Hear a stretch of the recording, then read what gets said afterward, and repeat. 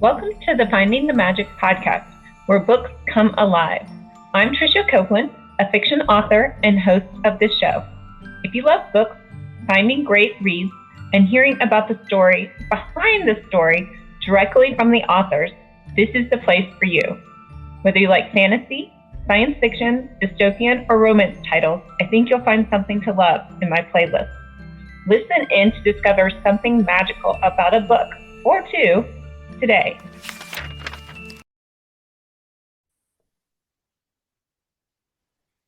Hi, Veronique. Hello, Tricia. How are you today? I'm all right.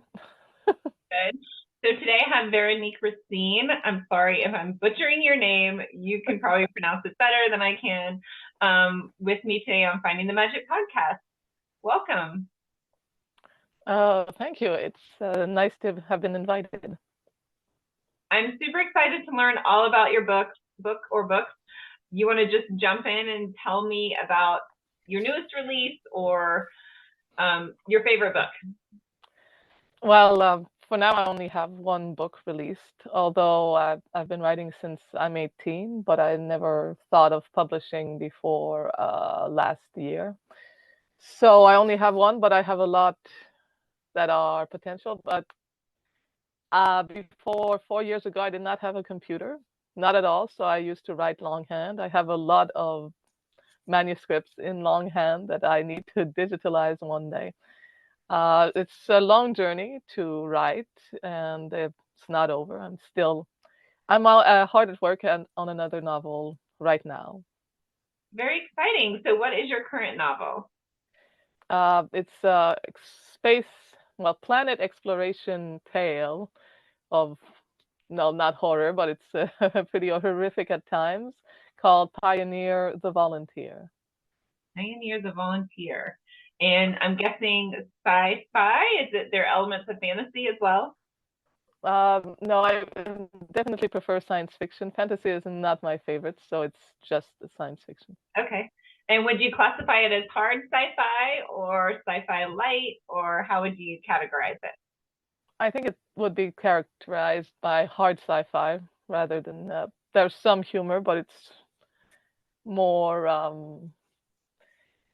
it's harder, I guess. Fine. No, I love the tech stuff. I have a science background, so I can get dive into the techie part.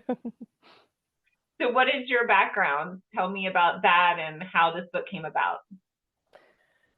Actually, I'm self-taught in everything, and otherwise I'm a farmer. I have life coach certification, but I've loved writing since, well, I learned to write finally, and I've always loved science fiction, be it come from watching reruns of Star Trek. Probably that's from there. Just the potential in science fiction to me is the greatest in all genres. Sorry to every other genre. I don't mean to insult you, but science fiction can blend them all together, be it romance, war, fantasy, everything can go into science fiction. It's a very broad, a very broad genre. Can be very bad if poorly written, and can be very, very good, the kind that really grabs your attention and keeps keeps stays alive in your head for a long, long time. Yeah, I read a book by Dean Koontz one time, which is I think it was back in the maybe oh my cat. Sorry. I think it was written in the early 90s, but it was about computers taking over the world. And now I feel like sometimes I think of that book and I think, we're not very far from that. Well, I read a story by Isaac Asimov when I was young, which was called The Caves of Steel and the Naked Sun.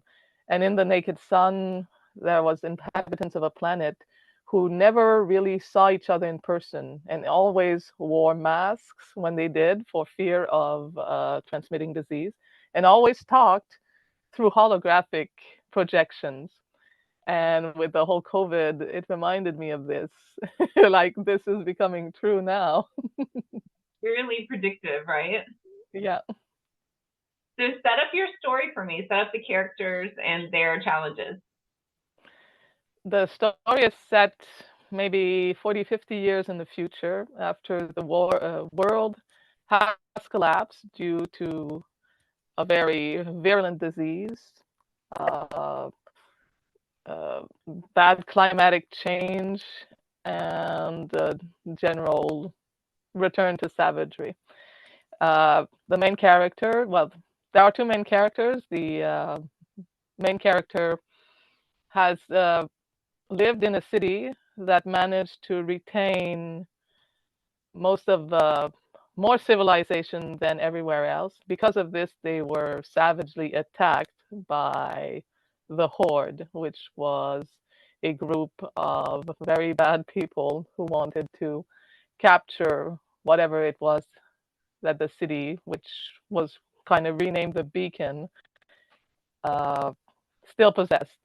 And unfortunately for our hero, they lost, and he saw his whole family murdered and was condemned to either join the Horde or die as a slave in their mines, branded on his cheek with the mark of the damned, which meant that anyone who sees this mark, if ever he escapes, knows that he can be captured and sold back to the Horde for money because he is their enemy forever. Well, he didn't manage to escape, and now it's 15 years later, and he's been surviving all this time, and it's taken quite a toll on him, and that's when the story begins. And what is his goal? Is he trying to overthrow this oppressive At first, government? at the beginning of the book, he's just trying to survive. He's just thinking about surviving. My book is a lot about survival at all costs and the cost that it does have on someone to survive. It changes you to the point that you don't think you can live anymore. You don't believe in living anymore. So at that point, he meets someone else who is part of a movement of rebels who want to overthrow the Horde. At first, he's against it and he thinks it's ridiculous, but finally, with a lot of adventure and uh, a lot of pain, he decides to face his demons, face his fear, and try to overthrow the Horde. So the hero moment is he makes this decision to, does he join forces with this group or does he go out on his own? No, he joins forces with them finally, but it takes some time. Interesting. Well, that sounds super exciting. And so is it human people or are there alien people? No, it's like 50 years from now if everything went to hell. So it's just normal people, but there's a sort of science fiction people that have been changed, maybe genetically at some point. We always love kind of spicing it up with that. Yeah, my sci-fi book has the genetic elements to it too, or enhanced and dehanced. Is that a term? Dehanced. That's not unenhanced. Maybe would be a term. Well, that's fun. So, how long did it take you to write your book? I think it took me about 8 months.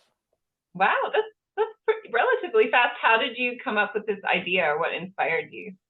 Well, COVID inspired me. COVID inspired me. The hero was partially inspired by one of my friends. Oh, that's sweet. Well, Hopefully he has not read it yet. He has not read it. I was going to say, have they signed off and have they stamped its approval, or do they know? Well, he knows, but he has not read it yet. He's so busy.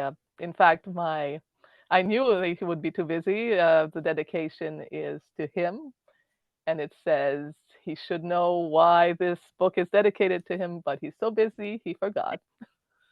He's just surviving, just like the main character, right? I guess, yeah. Fun. Well, I love your backdrop there. It's that little bit of inspiration in your day. I guess.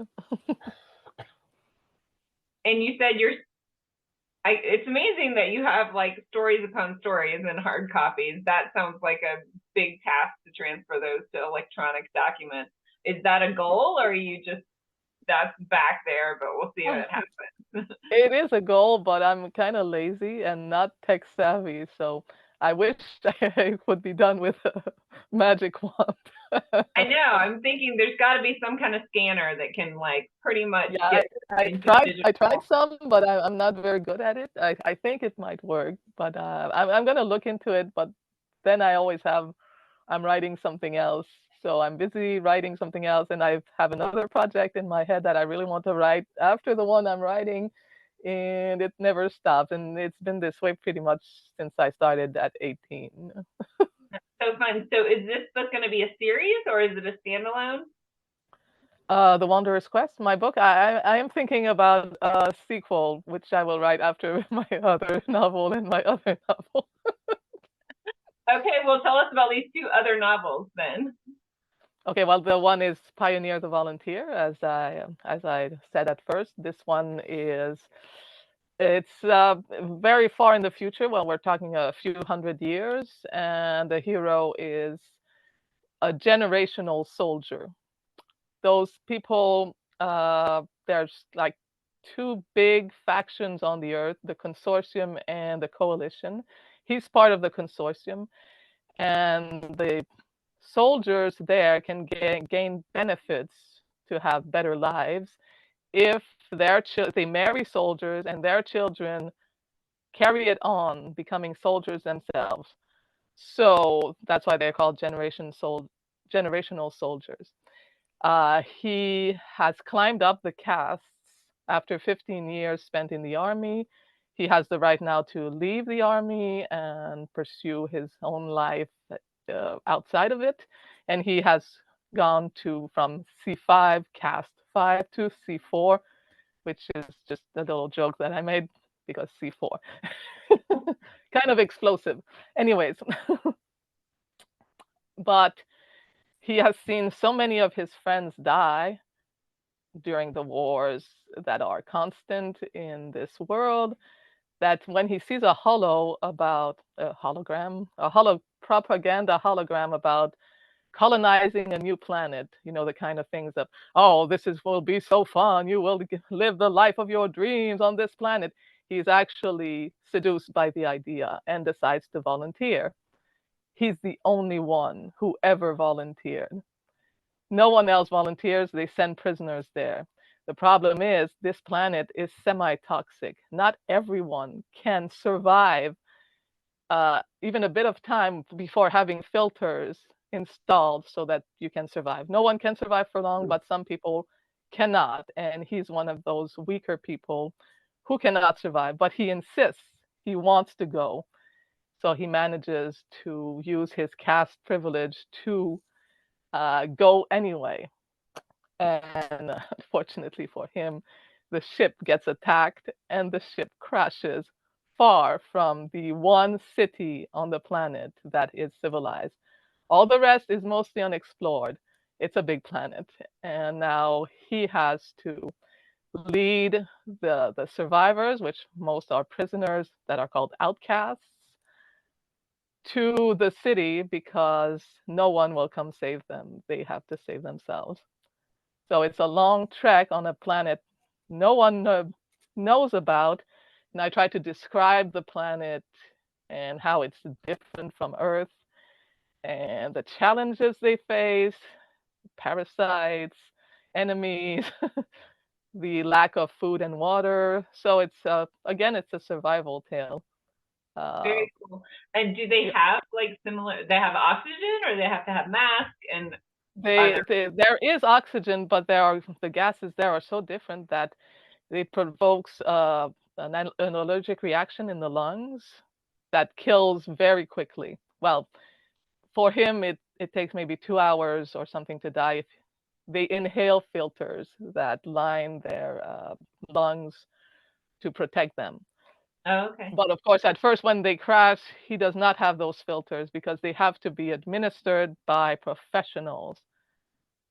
But he's not a professional. But he knows that they have the filter compounds in the ship, so he goes to find it, dying all the way.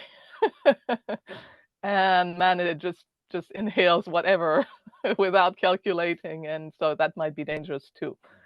But no choice. So it's a tale of survival and everything going wrong. That sounds really interesting. So do you do a lot of research to see like how I credible? try, but I'm not the most scientific person around. I do try. Most of what I write is sort of common sense with a bit of technical data that I try to integrate. But I think most of it would pass as pretty good. But I'm not a scientist, no. That's okay. That I mean, for most people, I think there. I mean, it is science fiction, so there's a little gap in like what is really there and what may be in the future, right? Yeah, yeah. Well, I saw in a post, because I'm part of many writers group, someone saying, "I'm an engineer. Ask me whatever questions. I'm so tired of seeing uh, the engine started and whatever." But someone said, and I even answered, "But the technology of the future, you might not understand it. So yes, you do have knowledge. And if someone wanted to write a science fiction piece about now, definitely they should consult you. But if it's far in the future, even though it sounds silly, we don't know what's going to be invented then." Very true. I mean, who would have predicted AI and a lot of those things? So Yeah. I don't know. Fine. And so you said you're working on two. That's one of the Yeah, novels yeah. you're The other one is an idea I had not so long ago, but I really like it because it involves my province, which is not known for so much for science fiction. I want it to set it in my province, which is Quebec, and use the kind of the history of my province to fuel the story. So it's something I'm excited about, mostly because I'll also write it in French with Quebecer patois, if you know what it is. It's different from French, normal French from France. So it's Quebecer language. Usually in stories or novels, they kind of try to change it to perfect French, and I will not. I will use common French of Quebec. So I'm excited about it, but I don't know when I'll have time to write it. I hope soon. Yeah, you sound like one of those people that just has tons of ideas. Do you work on things at the same time, or you like only work on one thing and then go to the next one? I try not to work on too many things, but I do write short stories sometimes while I'm writing my longer novels. So I stop and write a short story, then start again. So interesting. And what authors inspire you, or what do you read? Well, I read Frank Herbert, Isaac Asimov. Now I'm gonna have blanks about who I read. For a time, I stopped reading. Now I've started reading a lot of indie authors instead, but I don't have that much time to read. It's a problem. But I Yeah, when you're was really influenced. Yeah, it's just so many hours in a day, and if I want to sleep, so so I was really influenced by Frank Herbert and Dune. I really loved Dune because it's such a big world. What I loved most about it is that lots of times in science fiction novels, it seems it's the mentality of now permeating in the author's vision. So whatever ideas that are veiculed now will happen to be in the story. But with him, he kind of made a whole world that had its own rules, and everyone was thinking along the rules of his world, which I think is very, very good for science fiction because it really sets you in the story. So I really like that about his series of Dune. Yeah, that world building is Yeah, amazing. And I think even when you talk about world building in fantasy a lot, but it's pretty much you have to do that in science fiction too, where you start your story and where it's going and what kind of technology they have and the rules of the society and yeah, the yeah, it's actually a lot of work. yeah. I know I've been writing since I was 19, a whole space series. I have more than 100 stories in it. Yeah, it's about space policemen, finally. But the whole world around it kind of grew and grew and grew, and I have spin-offs with other characters. It became a little crazy, and I wish I could go and finish it because it's not finished yet. But I have so many ideas. It's a problem. Yeah, yeah, I know the feeling because I get those too, and then I'm like, wait, focus, wait, Yeah. focus on this one thing, and let's finish this one thing before we jump to the next one. Well, I'm sure that all your readers, if they love your first one, they're going to be knocking on your email, knocking on your door, shooting you Uh, emails, asking you I to hope finish. so. I hope so. Very exciting. So where can we find all your books, or where do you hang out? Well, I live in rural Quebec, so I don't have. I'm trying to get uh, Indigo to have a book signing, but they told me only after the holidays, maybe. So my books are available online at Indigo, at Amazon, at Barnes and Nobles. So that's pretty much it. I just recently I put some consignment, if that's how we say it in English, in a local bookstore with a local store which is called the Bureau Pro in Victoriaville, where it's close to where I live. So that's it for now, but I'm hoping to expand. I really didn't know coming into this. I really thought I would not have to do marketing. I didn't know about the marketing aspect. I love writing. I don't like selling. It's hard. Well, I think many authors are in that same boat. We just like to type away on our computers and let the others do the rest, right? Yeah, yeah. It would be nice. Yeah. Well, super fun. I'm so excited that you're here with me again, Veronique Racine. Did I do that pretty good? Yeah, that was pretty good. Yeah. Yeah, and so tell me the name of your current book that's already released one more time because I'm going to mix them up. The Wanderer's Quest. The Wanderer's Quest, and then the Pioneer. Pioneer, the Volunteer. The Volunteer is coming next, right? Yeah. Okay, we're going to hold you to that. You told us. I only have 100,000 words to go. Oh wow! How many do you have already? I'm at 95,000, but it might be longer than that. That's a long book. I know. How long is the book that's already out? Oh, it's short in comparison. It's 75,000 words. It's nothing. It's a baby book. But that's pretty much middle of the road for most authors. That's the norm. We'll just set that in your mind. We'll tell you that's the norm. Yeah. Well, super fun. Thank you for being here, and we'll catch up on your next book. Super. It was so fun talking with you. Thank you so much. Good. Thanks. Bye. Bye. I hope you enjoyed this episode of the Finding the Magic podcast. I'm your host, author and podcaster Tricia Copeland, and I love getting behind the scenes. If you like the podcast, make sure to subscribe and stop in each week to discover new authors and books. Thanks for listening, and until next time, keep finding the magic.